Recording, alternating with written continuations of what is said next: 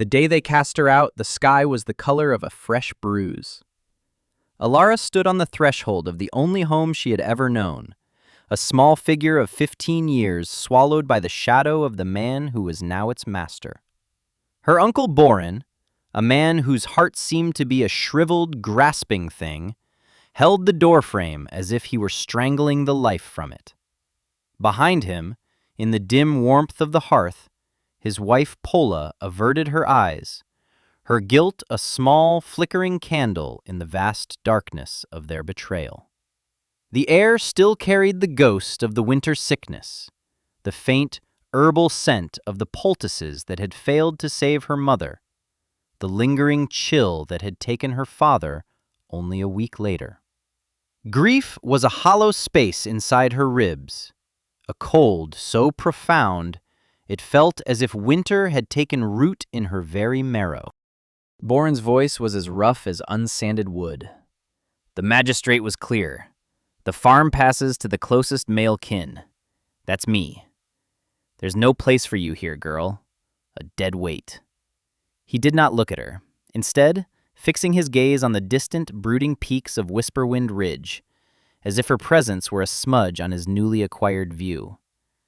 Every word was a stone, and with each one, the foundation of her world crumbled a little more. She had served him and his wife since her parents fell ill, tending the fires, cooking the meals, her small hands raw from the lye soap and icy water, all in the desperate hope that familial duty would be a bond stronger than greed. She had been wrong. He fumbled in his waistcoat, his thick fingers clumsy with the unfamiliar weight of coin. He produced a small, worn leather pouch and pressed it into her hand. The coins inside made a pathetic, tinny clink, a sound like dying laughter. "This is more than you're owed," he lied, the words tasting like ash in the air between them. "And I'm not sending you away with nothing." He then unfurled a rolled parchment, the seal already broken. "The Gravestone plot, north side of the ridge. It was your great-grandmother's dowry land, forgotten for an age.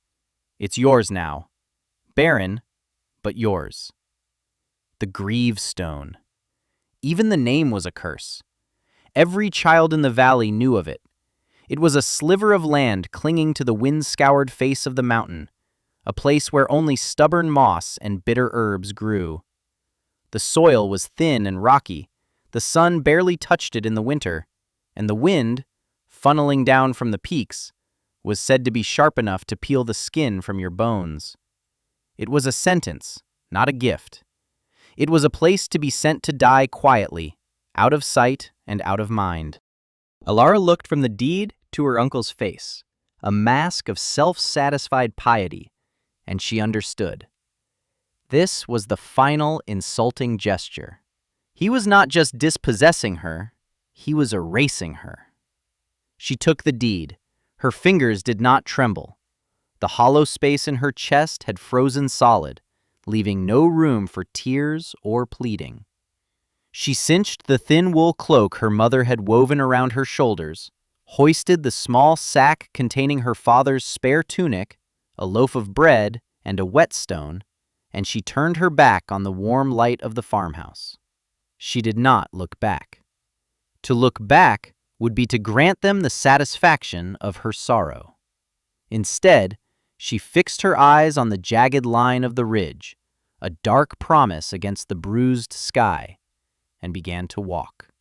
The path away from the farm was the path toward the Gravestone, and with every step, the cold of the world outside began to match the cold within her. The walk was long, taking her from the relative shelter of the lower valley into the exposed and hostile uplands. The familiar scent of wood smoke and fertile earth gave way to the sharp, clean smell of pine and cold stone.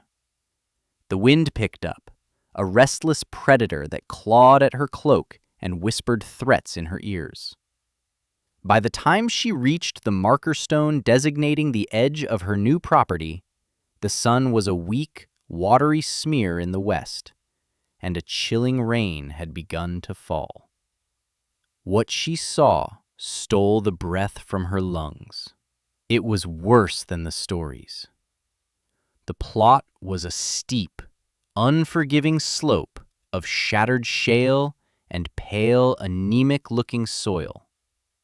A few skeletal hawthorn trees, bent and twisted into shapes of perpetual agony by the wind, were the only things taller than her knee. There was no shelter, no flat ground, no sign that anything had ever lived here, let alone thrived. It was a landscape of utter desolation. She stood there, the rain soaking her hair and running in cold rivulets down her neck, and the sheer, overwhelming hopelessness of it crashed over her. Boren had not given her land. He had given her a grave and told her to dig it herself. The frozen core of her resolve finally cracked, and a single hot tear traced a path through the grime on her cheek. Despair was no longer a feeling. It was the terrain, the sky, the very air she was breathing. For 2 days, she existed in a daze of misery. She found a slight overhang of rock at the base of the steepest part of the hill, a shallow scoop in the earth that offered minimal protection from the relentless wind and intermittent rain. She ate the bread sparingly, rationing it against a future she could not begin to imagine. The cold was a constant, gnawing companion. It seeped into her bones through the damp ground, stole the warmth from her breath, and made her fingers too numb to properly tie the laces on her worn boots. Sleep was a flight into nightmares of falling, of freezing, of her uncle's mocking face. She would wake with a start, the howl of the wind sounding like the laughter of ghosts, her body shaking with a chill that had nothing and everything to do with the temperature. This, she thought, was the end. A quiet, lonely fading into the unforgiving land. On the 3rd day, huddled as far back into the shallow cave as she could press herself, her hand brushed against something loose in the packed earth of the rear wall. It was a flat, smooth stone, different from the rough, jagged rock around it.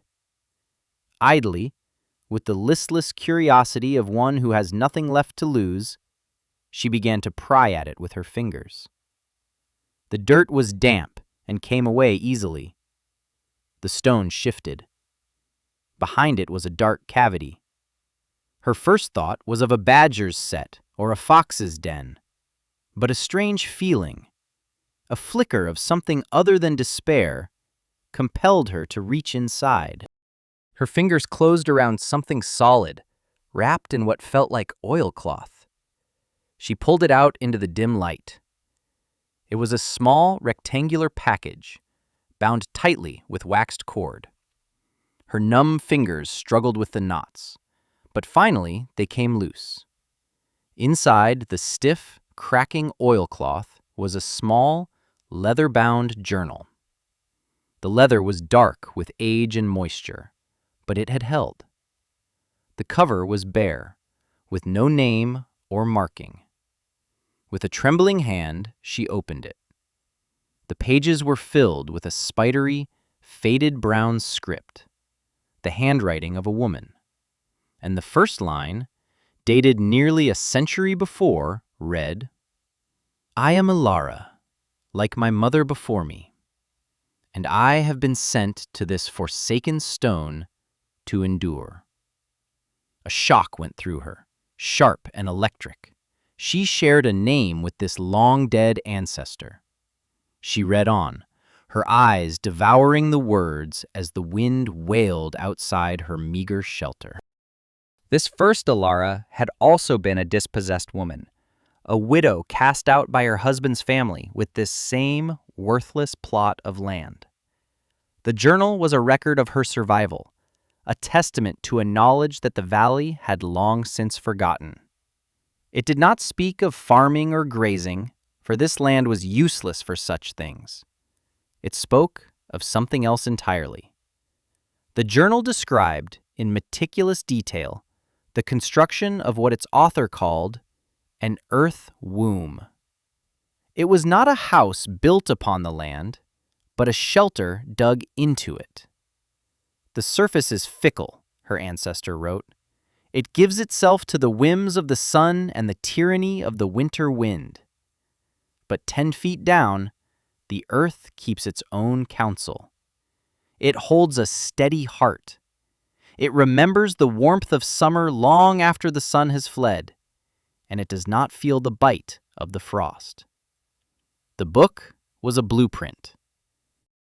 It detailed how to excavate a passage and a chamber from the hillside, how to use the excavated rock to build a retaining wall at the entrance, how to find and use the bands of clay deep in the soil to plaster the walls and ceiling, making them stable and waterproof. It spoke of principles she had never heard of. It explained how to dig a lower cold sink trench at the entrance to trap the heavy, cold air, and how to create a small ventilation shaft on the upslope side of the chamber to draw fresh air in and smoke out, creating a slow, constant circulation. It was a design of breathtaking ingenuity, born of desperation and an intimate understanding of the land. It was a defiance of conventional wisdom, which dictated that one must build high with thick stone walls and hoard mountains of firewood to fight the winter. This ancestor had not fought the winter. She had burrowed under its reach, finding shelter in the one place no one else had thought to look. A flicker of desperate, irrational hope ignited in the frozen hollow of Alara's chest. It was a mad idea. A girl of 15, digging a home into the side of a mountain with nothing but her own 2 hands. But it was the only idea she had. The next morning, she began.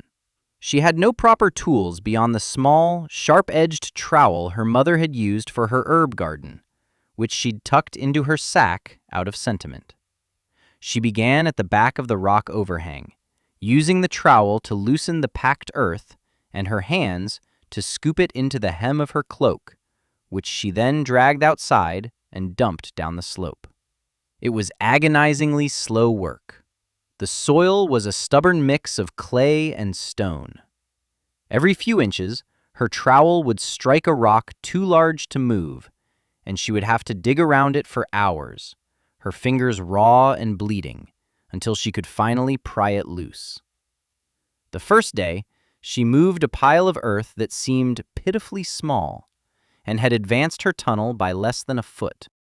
Her back screamed in protest. Her arms ached with a deep, burning fire, and blisters were already rising on her palms. That night, huddled in her slightly deepened alcove, doubt was a cold, venomous whisper in her ear. This was impossible. A fool's task. She was just a girl, not a quarryman. She would die here, exhausted and filthy, buried in her own failed ambition. She clutched the journal to her chest, its worn leather a fragile shield against her fear, and reread the words of the first Alara. The body learns the rhythm of the stone. The pain is a conversation between your will and the world's resistance. Listen to it, but do not obey it. The words gave her a sliver of strength to face the dawn. Days bled into a week, then 2. She fell into a grueling routine, governed not by the sun and moon, but by the endurance of her own muscles. Wake at first light, eat a mouthful of the foraged roots and berries she'd identified from the journal's sketches, and then dig. Dig until her arms shook with fatigue, drag the earth out, separate the stones from the soil. Use the larger stones to begin building the low, curved retaining wall at the entrance, just as the journal instructed.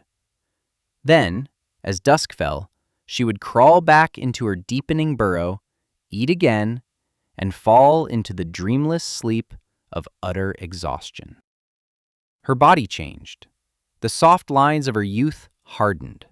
Her shoulders broadened, and the muscles in her arms and back became tight cords of sinew.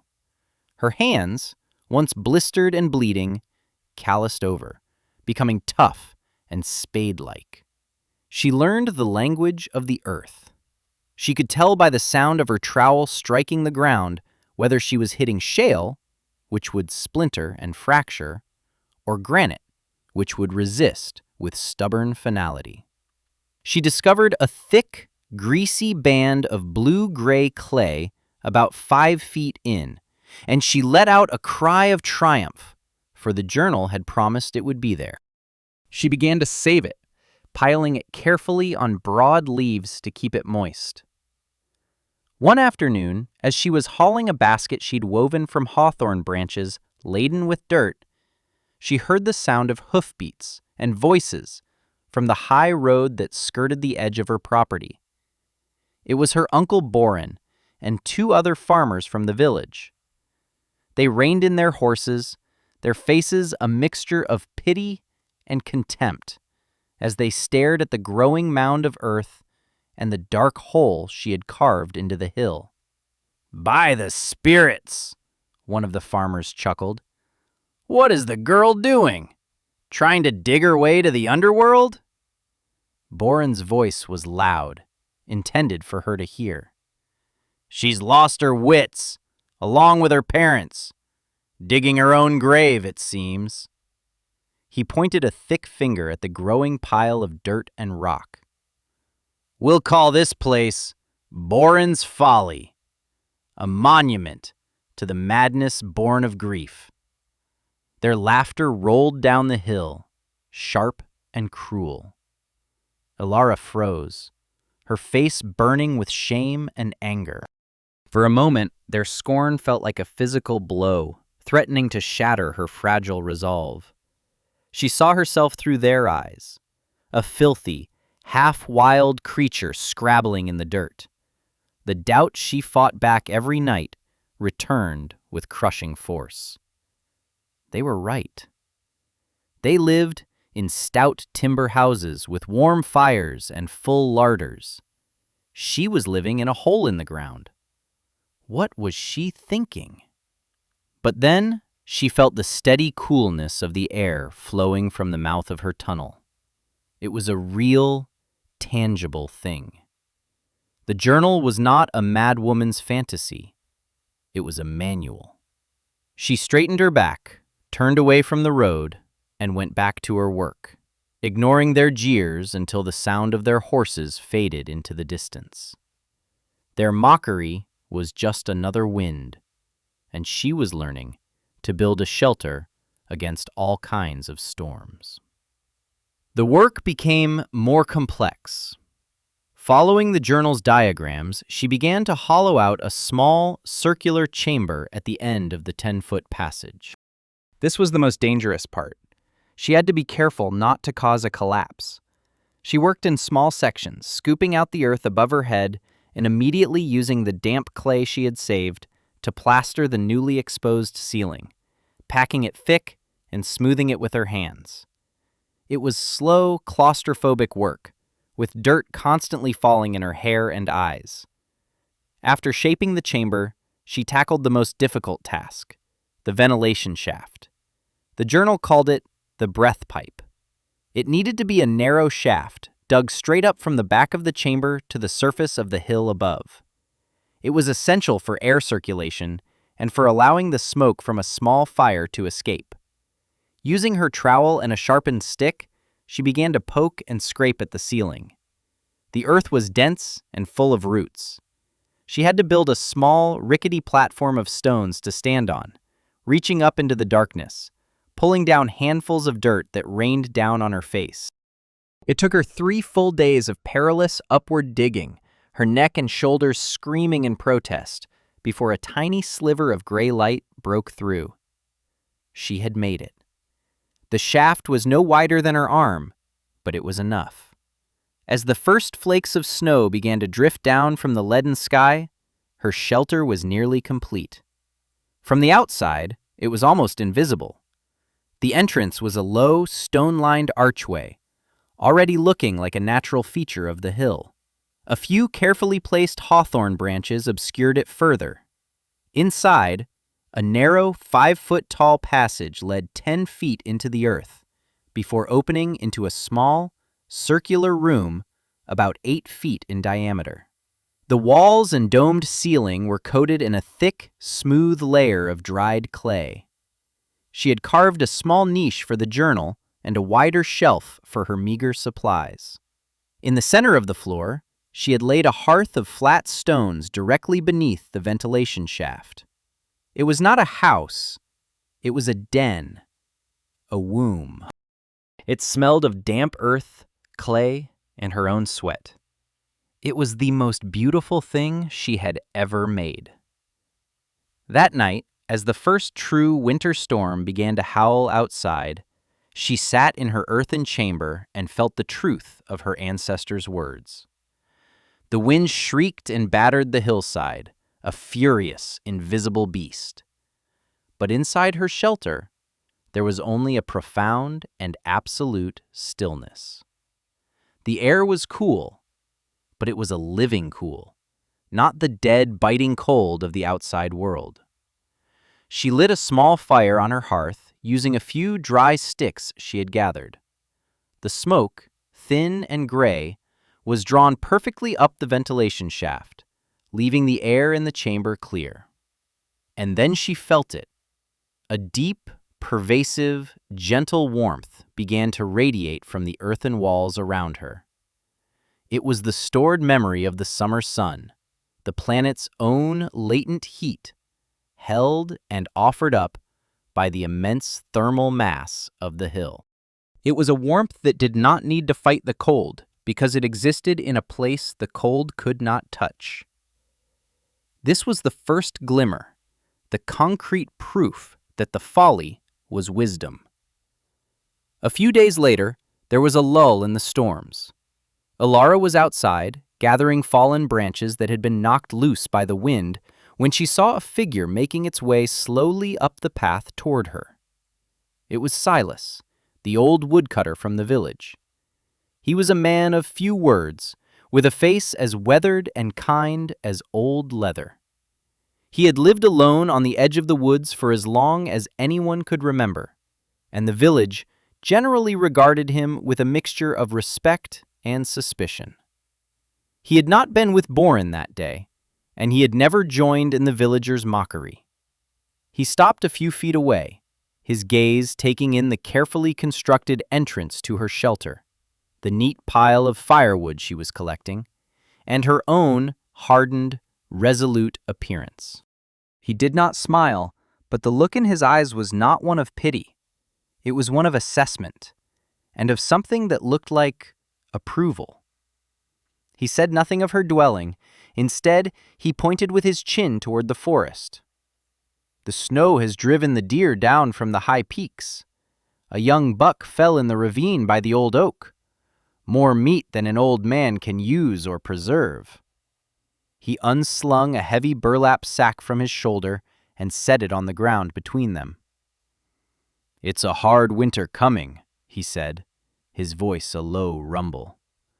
"No one should face it with an empty belly." Inside the sack was a haunch of venison, neatly butchered, along with a small sack of salt and a sharp skinning knife. It was a fortune. It was survival.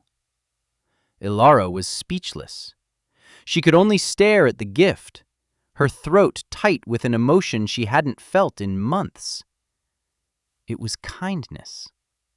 Simple, unadorned, and offered without condition.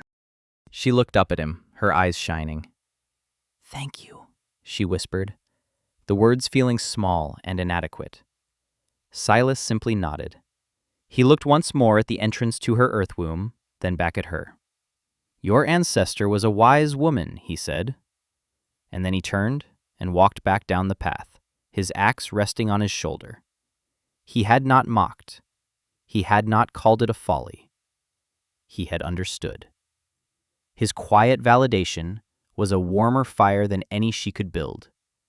It bolstered her spirit, shored up her defenses, and prepared her for the true test that was yet to come. The Iron Winter, they called it later.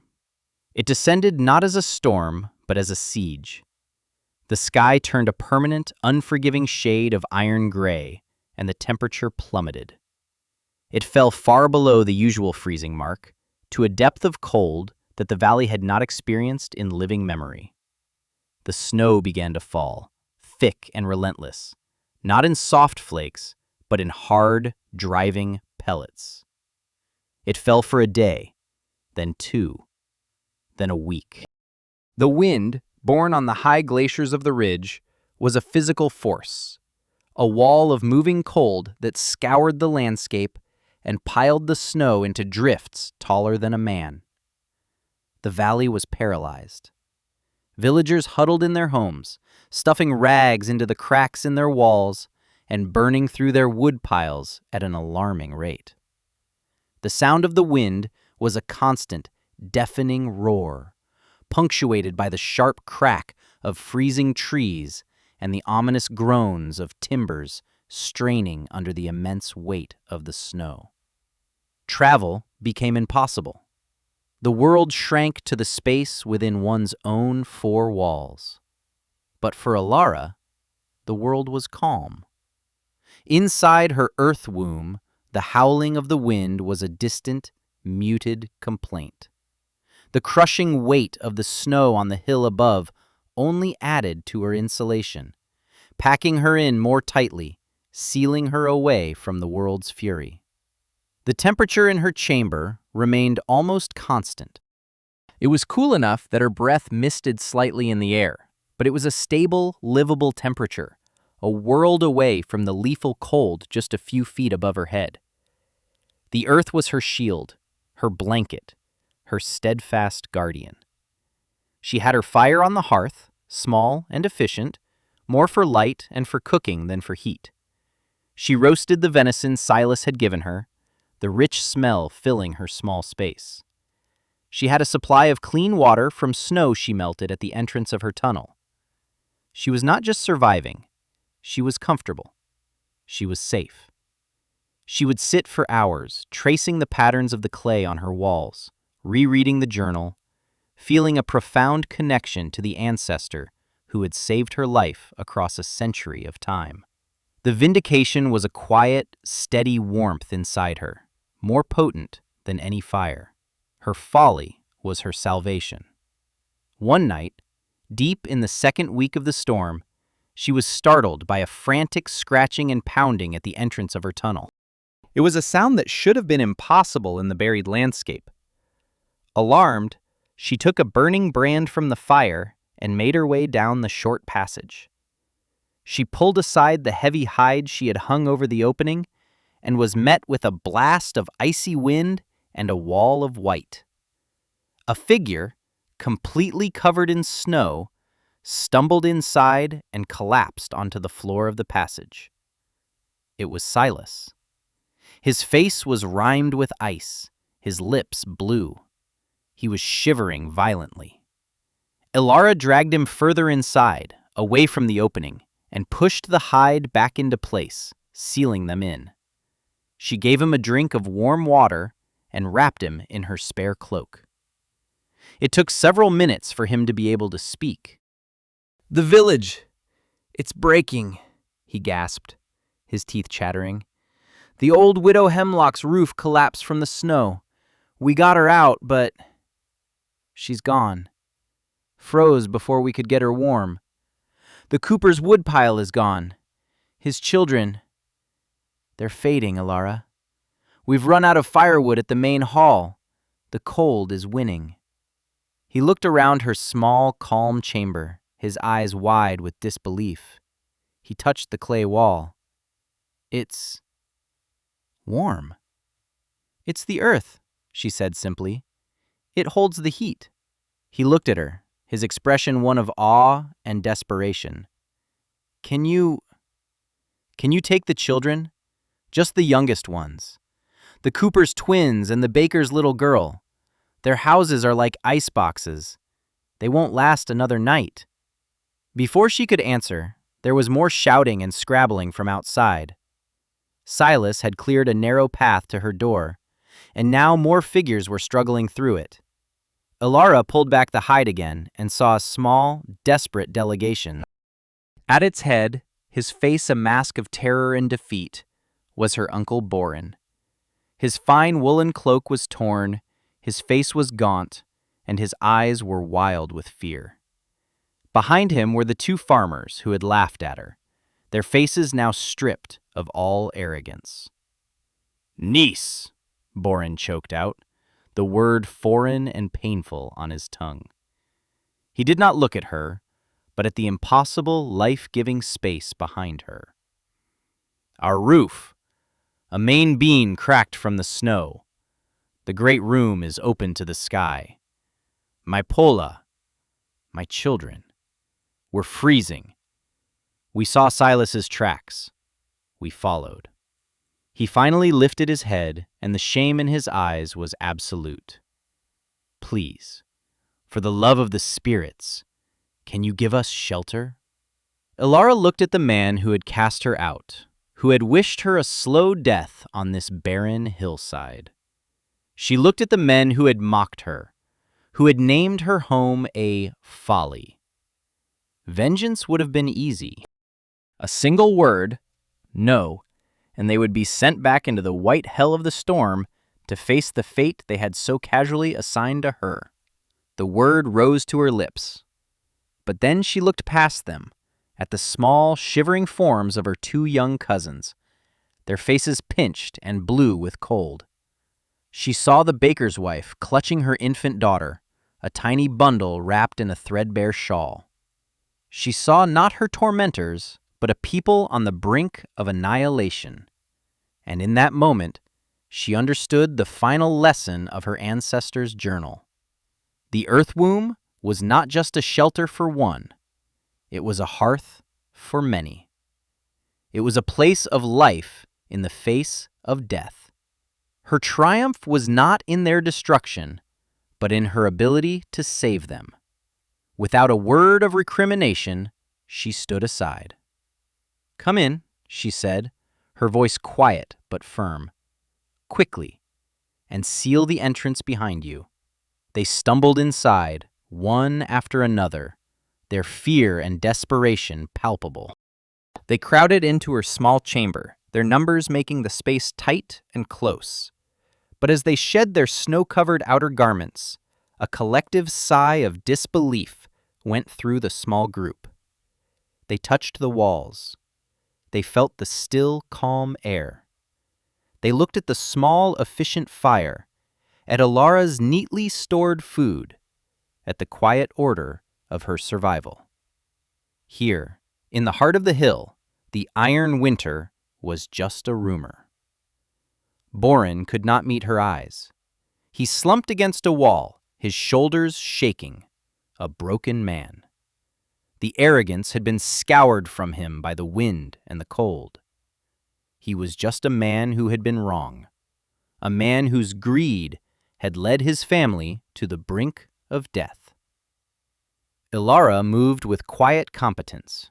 She directed the mothers with the youngest children to the warmest part of the chamber, near the back wall. She shared her roasted venison and the last of her bread, ensuring the children ate first. She showed them how the ventilation shaft drew the stale air away, keeping the chamber fresh despite the crowd. She did not gloat. She did not demand an apology.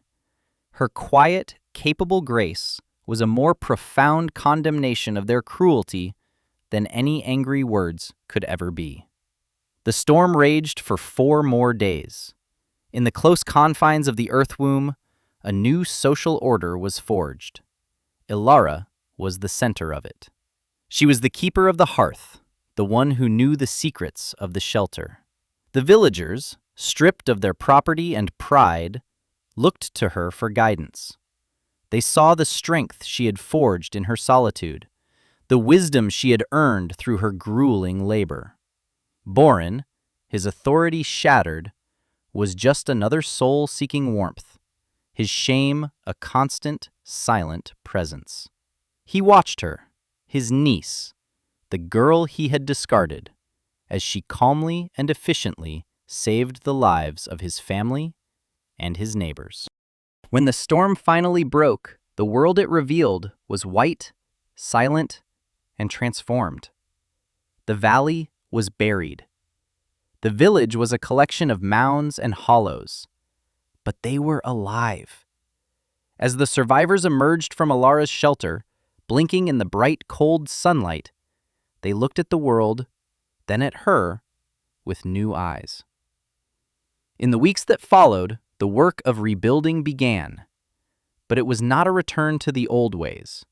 The iron winter had been a harsh teacher. Alara, no longer an outcast, became their guide. She did not hoard the knowledge from the journal. She shared it freely.